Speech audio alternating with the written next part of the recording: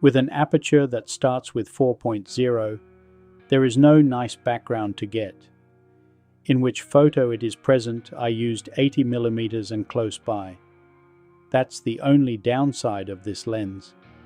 It is very light because it is almost entirely made of plastic, except for the lenses. They give an unexpected pin-sharp result. This standard lens is very carefully made, and I can well imagine that owners without knowledge of photography are very happy here, just like me.